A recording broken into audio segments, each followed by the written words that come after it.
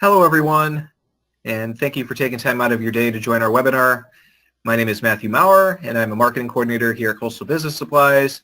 I know today we've been having a few technical issues, some people not being able to join our webinar, so hopefully if you hear me, we're good.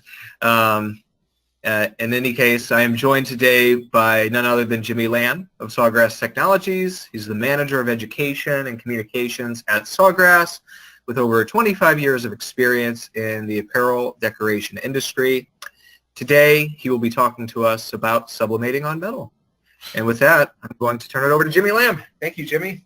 The topic today, think outside the blank, how to sublimate metal. So let's get started. Metal products come in all shapes and sizes and forms, and they're top sellers for sublimation. And, just a small sample of what you see here. And really good quality metal products provide some of the best imaging that we can do with sublimation. So it's just a great all-around product to be able to provide to your customers.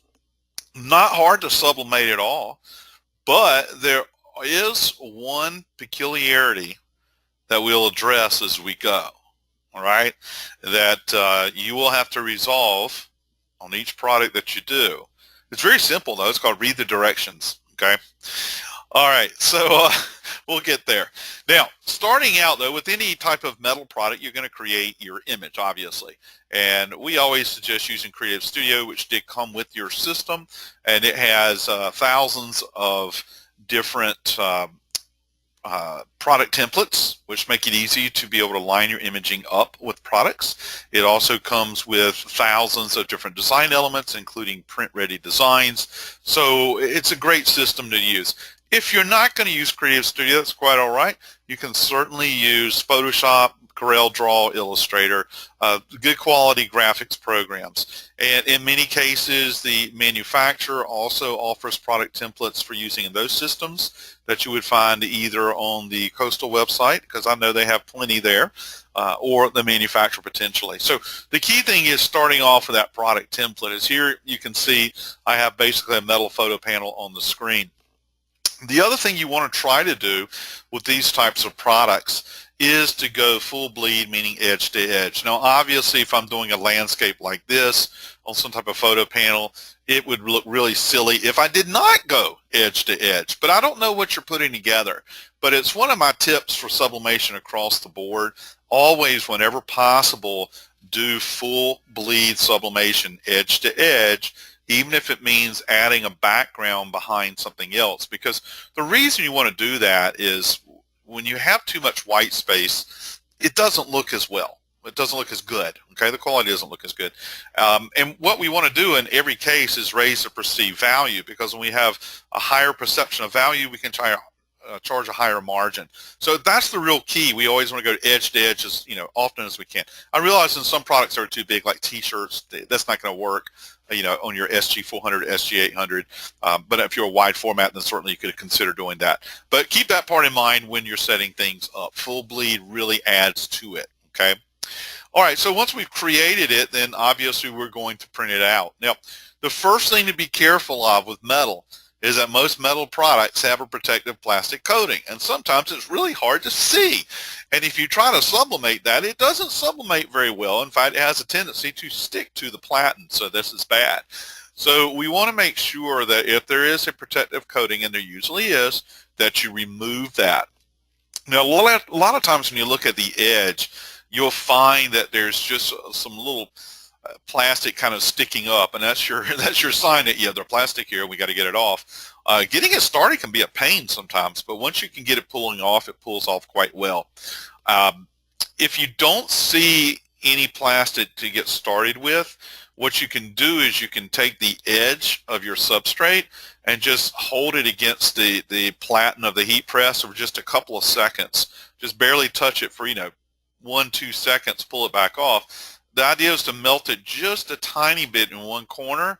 That gives you something to grip with your fingers and then pull off the rest of the way. So that's what you got to do. Now, the next thing you want to do, though, after you get that plastic off, is wipe the surface down. In theory, there shouldn't be any dust or anything on it because it was coated with plastic, right? But if you're putting your fingers down on it, as you can see in this picture, it is very possible you put some contaminants there. And if you're really doing high-end photography, wipe it down really well, not with a paper towel because that'll leave little shreds of paper everywhere, but some type of fabric towel like a microfiber that doesn't leave behind lint. Just give it a good wipe down, okay, because you just want to make sure there's no contaminants on there whatsoever. Also be careful of the paper. You know, people ask me all the time about the paper. How long, you know, can a printed transfer sit around before I use it? Well, in theory, a long time. See, I didn't say actual time. I said a long time. But with anything else, you got to make sure it doesn't accumulate any dust on it, because trust me, I've done enough of these where we had some dust particles that we didn't see, but after we finished with production, you could see little tiny, you know, missing areas of ink sometimes, just teeny tiny, like the size of a pinhead. That was usually dust that was the problem. So you want to keep everything nice and clean. One of the things I ran into, I'm just passing on some things. I just did a whole big run of metal recently, and it was all pro photo stuff too. So it was high end and expensive, you know, substrates. And that was, don't let that paper, when it prints out of your printer, fall on the floor, because if it falls on the floor, it will pick up dirt on it, and you might as well throw it away and print it again. Okay, I know we have a paper catch tray that we're supposed to have it pulled all the way out so it catches the paper as it comes out. You know, for some reason mine keeps getting pushed in and paper ends up on the floor. So don't want that to happen, because you will definitely see that in the image. And anything, not just with metal, but so many times with metal we're doing photography anyway. So this is going to help us get good, clean, sharp photography. Okay, next we're going to secure it with heat tape, and this is to help us prevent ghosting. When does ghosting occur? When you open the heat press, because when you open the heat press, it provides sort of a suction on the products and tends to want to separate the paper from the metal. Now, most of the things that we sublimate with the substrate on the bottom platen facing up, with the paper on top of the substrate and the image facing down. Okay, completely opposite of what you see in that picture. Now there, we're putting the tape in. Okay, but in most products, the printable surface always points upward, and the image on the transfer sheets pointed downward on top of it. There are a lot of metal products where it's recommended you do it just like you see right here, and that is the substrate is on top of the paper, the printable area of the substrate is face down, and the image on the transfer paper is face up. And that's where you need to read the directions, because I've seen metals where they say do it the standard way, and I've seen metal products where they say do it like this. So you want to get that right. A lot of this has to do with potential cracking of the coating that goes on the metal. And by having the coated side down, it's not taking quite as much direct heat as if it's facing up. But metal conducts heat so well that it will still bring the full temperature through the metal. It just is not as intense on that surface where you have the coating. That's why it's done that way. So the other thing is, make sure back when you're creating your image that you always do that extra bleed area. In other words, when we're doing a full bleed from edge to edge, you want to always make sure the image is slightly larger than the product is going on. And the red arrow clearly points that out. You can see the edges of this image because it's slightly larger image than it is the substrate. Helps us line things up the right way. All right, then we're going to set up the heat press. And, you know, with the heat press, you know, I'll give you these generics when I do webinars. Read the directions, okay, because there may be some variations. Typically, metal is 1 minute, 400 degrees Fahrenheit with heavy pressure. That's typical. But you may run into products where that's not typical. And sometimes we kind of get hooked up on doing the same thing over and over again, and we don't stop to check. So definitely read the directions. In fact, I know Coastal has directions for just about every substrate they sell online.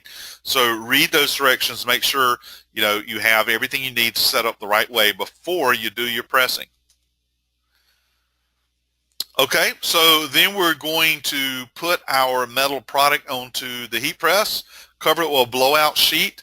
The blowout sheet, most people start with Teflon because it comes with a heat press. The blowout sheet has one purpose and one purpose only, and that's to prevent stray ink from getting on the platen of the heat press and to prevent any type of contamination on the platen of the heat press from getting back down onto the substrate potentially. The thing about Teflon, in theory, nothing sticks to it, but over time it will.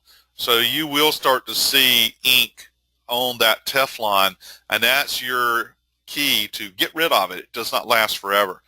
Typically, what I recommend, and many others, is to use some form of newsprint as your blowout sheet, butcher paper, craft paper, those types of products, and use it one time and you'll be surprised every time you use it and open up the heat press you will see some stray ink on it. So that tells you that there is stray ink coming out from the sublimation process.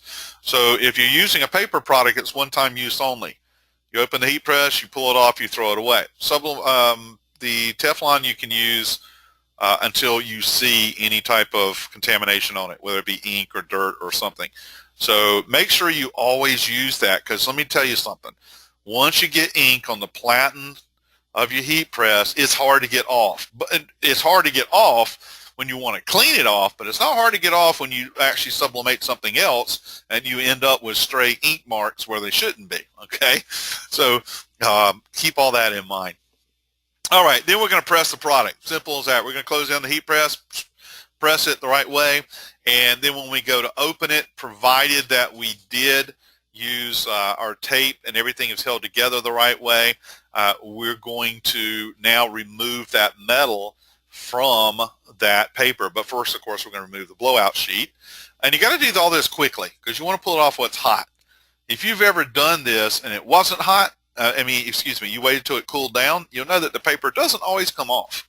So you want to make sure you separate the two while they're hot. And that can be a little bit tricky, especially with the metals, because you have to be able to grasp the metal and pull it away from the paper. Remember, the paper, in this case, was on the bottom, not the top. So I have to pull that metal away from the paper without shifting the paper all over the place. And I got tape involved. So I have to quickly get that tape removed from the edges of the metal so that I can pull the metal away from the paper. And I got to make sure that I don't, smudge or smear that ink on the surface either. So it's a little tricky. One of the things I'll do a lot of times is I'll take the whole product, making sure it's secure, and slide it over to the edge of the lower platen. And that way, when I take the tape off, like here, you'll see, here's the bottom paper, and see how it's hanging off the edge of the platen?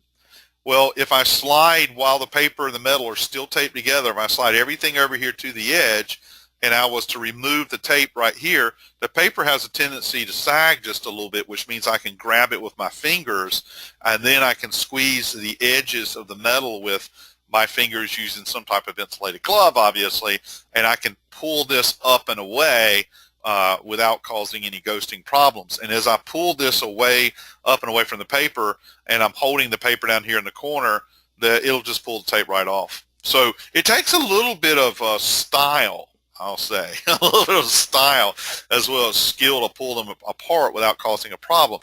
And more than once I've done something dumb, like I go to lift that metal up and the paper came loose, and then for whatever reason I dropped it back down, and it shifted as it fell down back on the paper, and I got ghosting.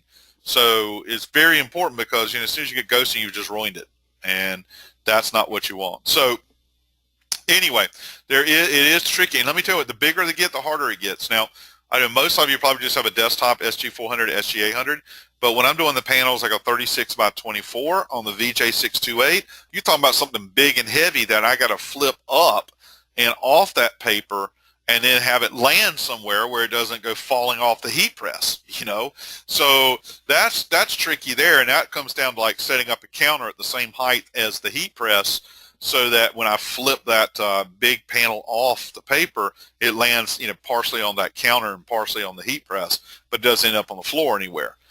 So that's really, really important to make it work out the right way.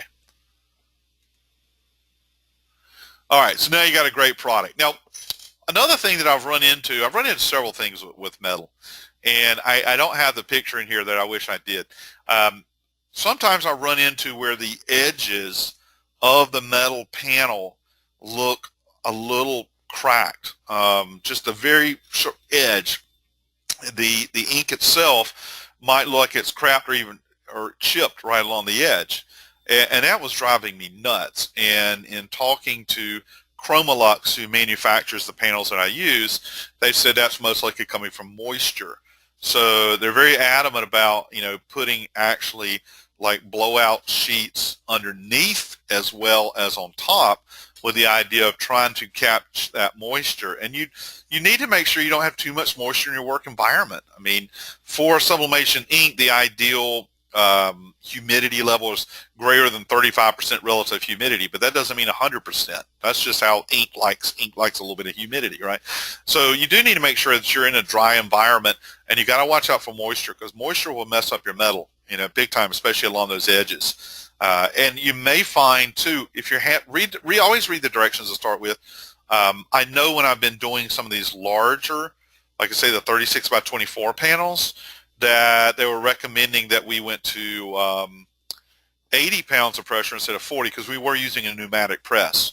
And remember, I did say here heavy pressure, but what does heavy pressure mean on a mechanical press? It means heavy pressure. But when you're actually using a pneumatic press, you can dial it in. We were putting in double the normal pressure and also running for about 2 minutes. Now, that was a recommendation for that particular type of panel. It could be different for these, so smaller ones, you know what I'm saying? And there's lots of other products besides just a photo panel. There's license plates, there's jewelry, there's cell phone covers. There's lots of different metal products out there. It's the bigger ones. The bigger they get, to seem like the little trickier they get. So just read the directions. I mean, that's my main point. Read the directions, and that should help you out. Okay, then, Matthew, we'll wrap it up there. Thanks for having me out.